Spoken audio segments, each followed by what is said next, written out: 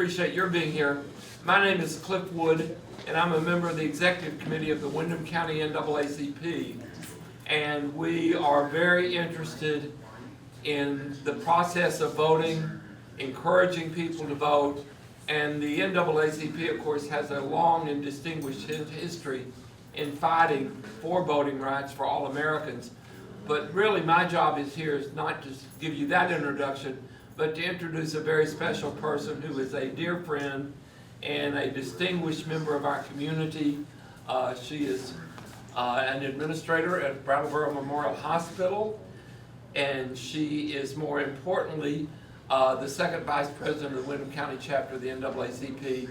And please join me in welcoming Dr. Imogene Drake.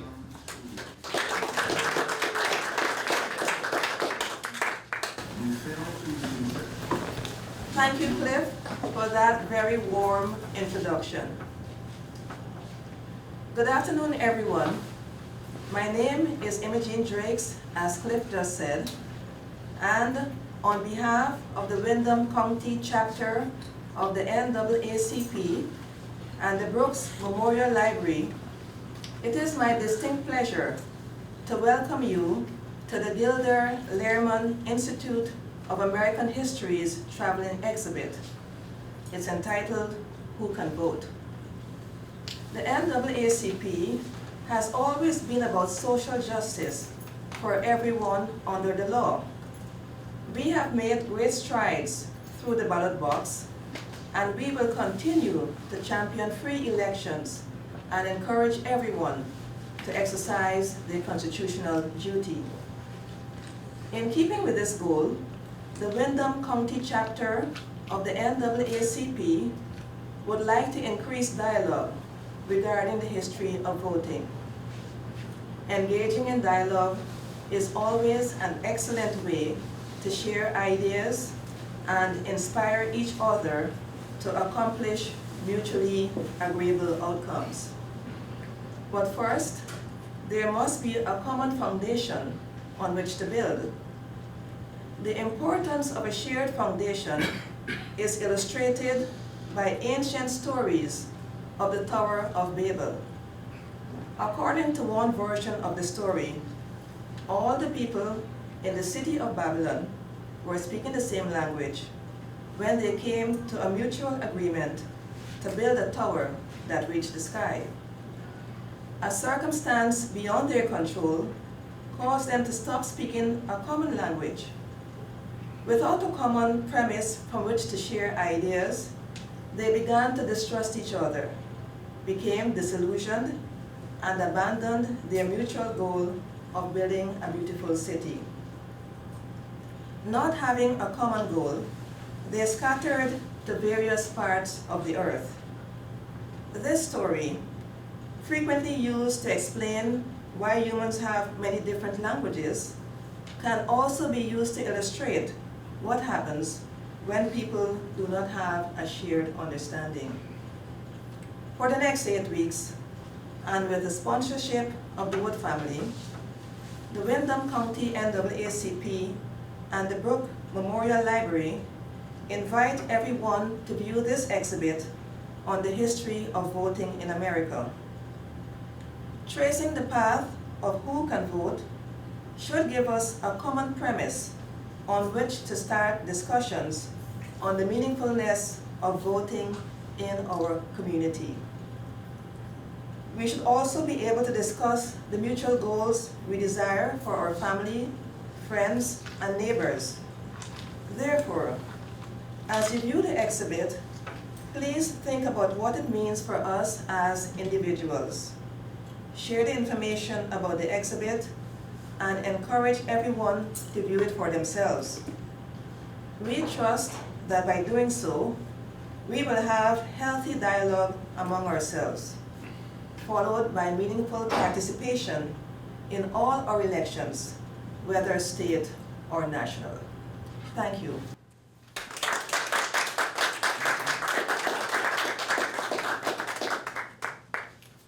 And we do not have a formal program, but we hope that you'll really take the time to read this extraordinary history, which is so important enjoy some light refreshments and enjoy visiting with each other, and thank you. And I especially, Wileen and I want to thank Star, the director of this amazing library. Working with her is just a real pleasure, and she's wonderful, and we thank you so much for sponsoring this. It really meant a lot. Thank you. Thank you all for being here. Thank you. It's a pleasure to work with all of you, so thank you. Good job. If there ever was a time where voting was an important issue, it is this fall, and we all know that.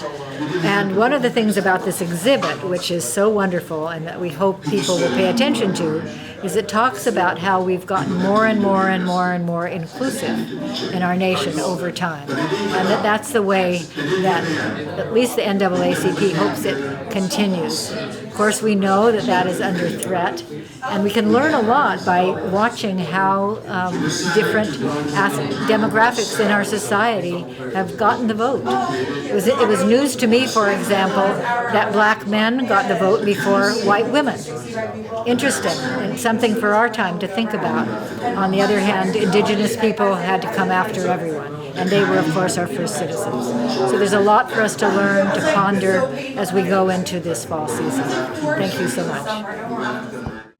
We are so delighted and so honored to have this wonderful exhibit about the history of voting rights at the library, because what is more important to our democracy than voting and libraries? So it's completely appropriate, and we are so grateful to Windham County NAACP for sponsoring this wonderful exhibit for people to come and really survey how voting rights came to be in this country. It's wonderful to see the whole development of how voting started when our country first came to be, and then how it has progressed, how more and more people were included, were enfranchised. And now we have this opportunity to vote again in November, a very, very important time. We must use our voting rights so we don't lose our voting rights. So I implore everyone, come to the library, learn about the history of voting rights, and then go out in November and vote.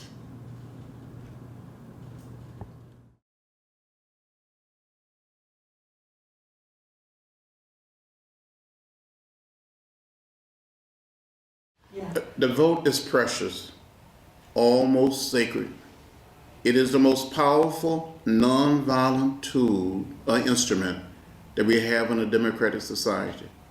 We fail to use it, we can lose it.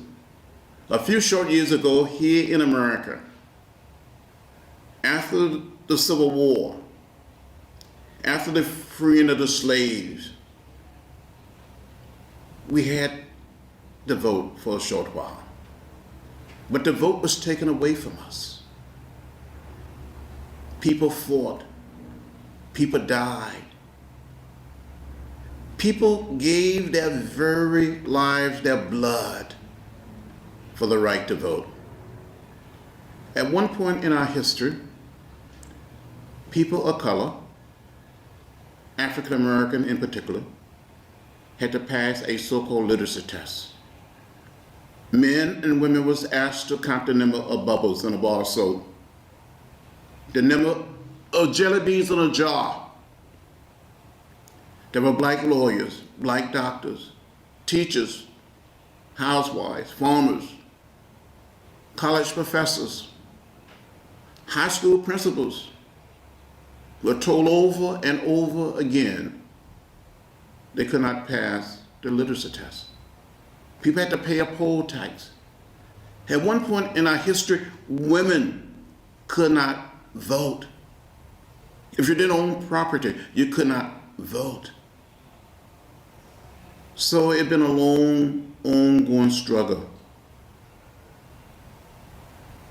It was a struggle for people that I knew, friends of mine, colleagues of mine, was beaten, some shot and killed. I will never forget, just a few short years ago,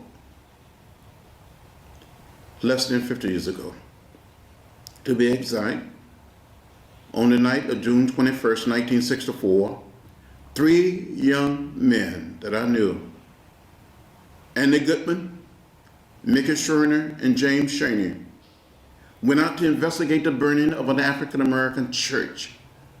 A church like so many other churches in the South that were used for mass meeting, some people call freedom rallies, citizenship, education places. And these 3 young men were detained by the sheriff, later arrested, taken to jail, and that same evening they were taken from jail by the sheriff, turned over to the Klan, where they were beaten, shot, and killed. I say over and over again, these 3 young men didn't die in the Middle East.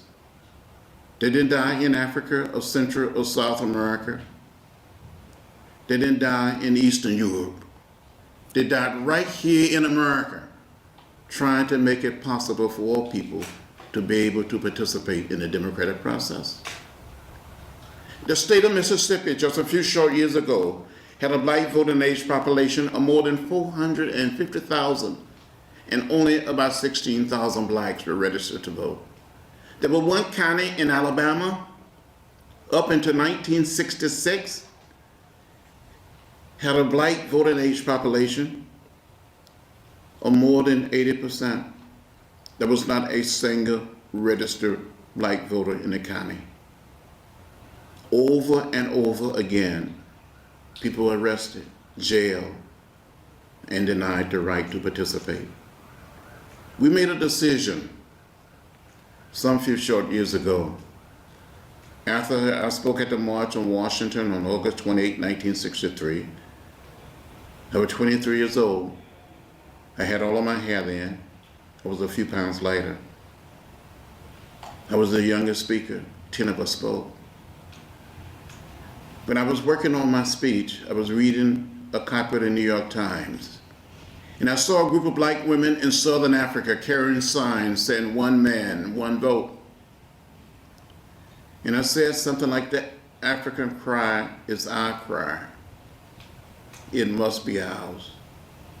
And the young people in the Student Nonviolent Coordinating Committee, working with other groups like the NAACP, CORE, SCLC, the Southern Christian Leadership Conference, Dr. King's organization, the Urban League, the Voter Education Project of the Southern Regional Council, and so many groups work day in and day out trying to get people registered to vote. We didn't have the voting rights back then. People stood in unmovable lines. People continued to be arrested and continued to be jailed. But they didn't give up. They didn't give in. We never became bitter or hostile.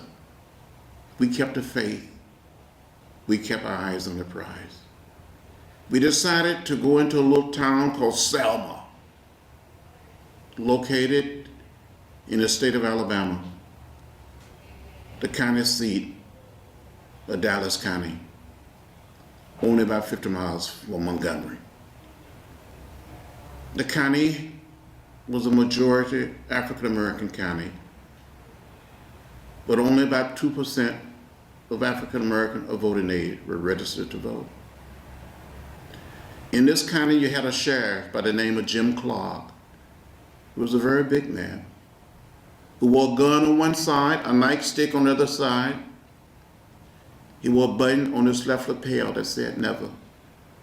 He guarded the courthouse like it was his own home. And he harassed and intimidated people who would come down to the courthouse and attempt to register to vote. The only days that you could attempt to register to vote in Selma, Alabama, was on the first and third Mondays of each month. And on some days, the local registrar would put up a sign saying the registrar office is closed. People stood in line day in and day out. We held many mass meetings, many rallies. On January the 18th, 1965, when it was my day to lead a group of citizens, primarily elderly black men and women, down to the courthouse. Sheriff Clark met us on the top step. He looked at me and he said, "John Lewis, you're an outside agitator. You're the lowest form of humanity." I looked at the sheriff and said, "Sheriff, I may be an agitator, but I'm not an outsider. I grew up only 90 miles from here, and we're going to stay here until the people are allowed to register to vote." And he said, "You're under arrest."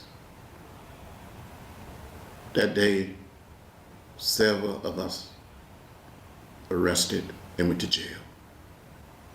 A few days later, in a little town called Marion, Alabama, Perry County, the home county of Mrs. Coretta Scott King, a young man was involved in a march to the courthouse. A confrontation occurred. He tried to protect his mother. He was shot in the stomach by a state trooper. And a few days later, he died at the local hospital in Selma. And because of what happened to him, we made a decision to attempt to march from Selma to Montgomery, to dramatize to the nation and to the world that people of color wanted to register to vote. So on Sunday, March 7th, 1965, about 600 of us lined up in twos to walk from Selma to Montgomery. I was wearing a backpack before it became fashionable to wear backpacks. In this backpack, I had 2 books. I thought we were going to be arrested and that we were going to go to jail, so I wanted to have something to read while I was in jail. I had an apple and I had an orange. I wanted to have something to eat. 1 apple and 1 orange wouldn't last that long. Since I thought we were going to be in jail, I had a toothbrush and toothpaste. I wanted to be able to brush my teeth. We get to the highest point on the Edmund Pettus Bridge, crossing the Alabama River. Down below we saw a sea of blue, Alabama state troopers. And behind the state troopers, we saw Sheriff Clark and his posse on horseback. We continued to walk, and we came within hearing distance of the state troopers. And a man identified himself and said, "I am Major John Cloud of the Alabama State Troopers. This is an unlawful march. It would not be allowed to continue. I give you 3 minutes to disperse and return to your church." And Jose William, a young man from Dr. King's organization, walking beside me, said, "Major, give us a moment to kneel and pray." And the major said, "Troopers, advance." And you saw these men putting on their gas masks. They came toward us, beating us with nightsticks and bullwhips, trampling us with horses, and releasing the tear gas. I was hit in the head by a state trooper with a nightstick. I had a concussion at the bridge. I thought I saw death. I thought I was going to die.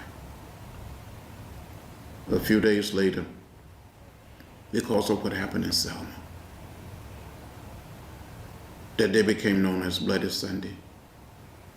There was a sense of righteous indignation all across America. There was protests and demonstration in more than 80 cities in America by that Tuesday. Dr. Martin Luther King Jr. and others came.